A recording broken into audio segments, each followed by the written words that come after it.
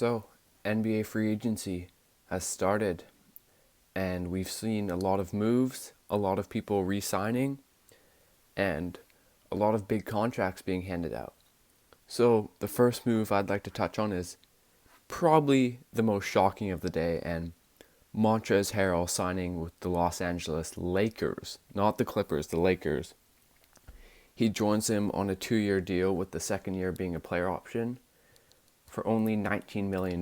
So they're using their mid-level on him. And accompanying that move is Dwight Howard leaving for the Sixers. And the Lakers also brought in Wesley Matthews. So for the Lakers with Montrezl Harrell, obviously, he'll likely come off the bench, have him and Schroeder off the bench. They can sort of replicate what the Clippers had with Lou Williams and Montrez. Pick and roll. Obviously, Montrez is a great finisher on the interior and will bring a lot of energy to the Lakers. So I think that's a great signing, especially for how cheap they got him just on the mid-level. They also signed Wesley Matthews, just a 3-and-D guy, replacing Danny Green, but for a lot cheaper. Probably another good move there. And then the Sixers getting Dwight Howard. Obviously, they need a backup big guy, and it's a good signing in my book. He can play some defense. He can roll to the rim. Hopefully, he doesn't have any of the problems he had with the Hornets and with the Wizards in wanting too many touches, and is just happy to play his role like he did last year with the Lakers.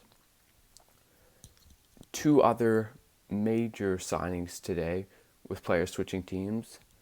Gallinari signing with the Atlanta Hawks for about 3 years, $61 million.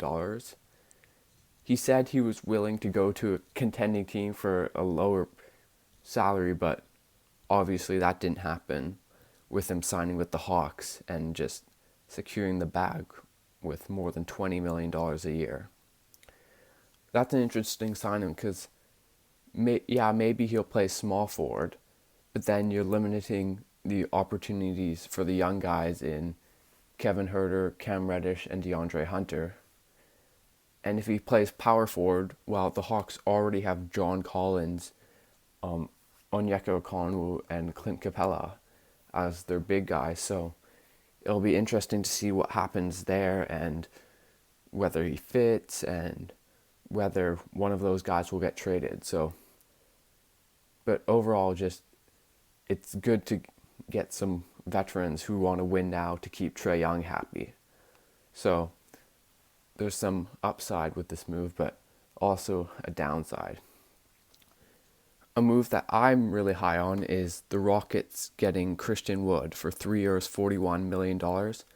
I think this is an absolute steal for them. He will likely play the center position, which the Rockets need, of course. And these are Christian Wood's stats since Andre Drummond left at the trade deadline. 22 points per game, 10 rebounds a game, a block, 56% from the field, and 39% from three. So he's going to help the Rockets out a lot, whether they keep James Harden or trade James Harden. He's definitely a valuable player, and I think that's a great contract and great signing for the Rockets. If we move on to signings that are a bit weird, it's the Pistons signing Mason Plumlee to 3 years, $25 million, and also Jahlil Okafor, when they already have Tony Bradley and Dwayne Dedmon on the roster, and they just drafted a center with the 16th overall pick in Isaiah Stewart. So that's 5 backup centers on the roster. I don't know what they're going to do with all those centers, so a bit strange there. They'll probably look to trade some of them, but just a pretty weird move for the Pistons there in getting Plumlee and Okafor. The Pistons also signed Jeremy Grant for 3 years to $60 million, and that's a big contract. I mean, not to say he's not worth it, but that's a lot of money to be handing out for the Pistons, a team that's not really going to be contending for anything big anytime soon. The Pistons also got Josh Jackson, which I think is a good move for pretty cheap. Just get him in and you never know what he can turn into.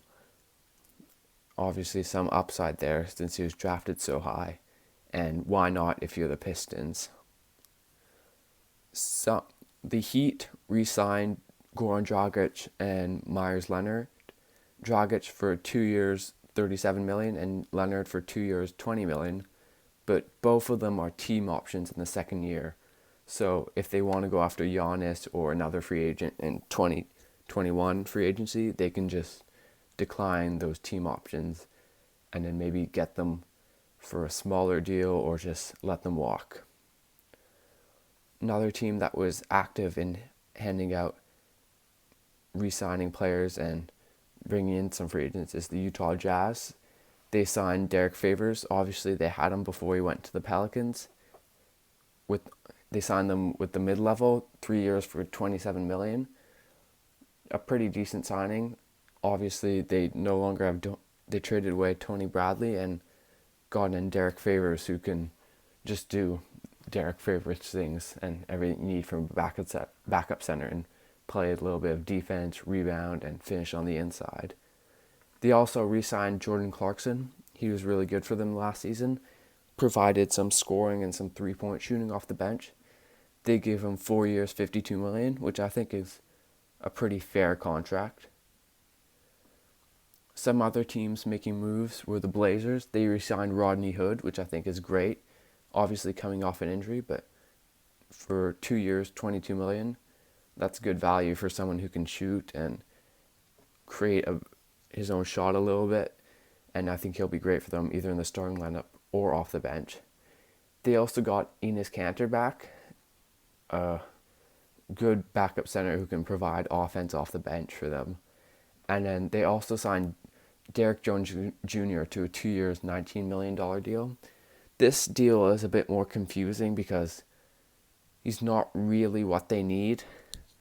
So I'm a bit confused by that, but overall getting Rodney Hood and Enes Kanter back is good business. The Wolves also re-signed a player in Malik Beasley. Obviously traded for him from the Nuggets at in that 4-team trade at the trade deadline. They give him 4 years, $60 million, which is a pretty good deal for them. Obviously there's questions like, is he going to be the odd man out with D'Angelo Russell and Ricky Rubio coming back there and Anthony Edwards now? But obviously they have faith in him, and they gave him a pretty sizable deal, and we'll see how that turns out. Another theme is shooters were getting paid, with Davis Bertans getting paid 5 years, $80 million, with the last year, I believe, being a team option, and Joe Harris, 4 years, $75 million deals. So both those guys, Davis Bertans and Joe Harris, securing the bag, getting big contracts, just proof that every NBA team needs shooters, and, they're not cheap. This just puts in perspective what a great move Philly made on draft night, getting Seth Curry on only $8 million a year. So overall, for the Wizards and Nets, I still think it's a good move because every team needs shooting, and Bertans and Harris are good shooters. And then finally, the Clippers, who lost Montrezl Harrell, made a pretty not great move in re-signing Markieff Morris to 4 years, $64 million. More than $15 million a year for Markieff Morris. Marcus Morris, I'm sorry. That is not great, especially given his not great bubble performances and just really not in an area of need for the Clippers, with them already having Kawhi Leonard and Paul George. So, a rough night for the Clippers, but a good night for the Lakers and Rockets. Anyways, thanks for watching, guys.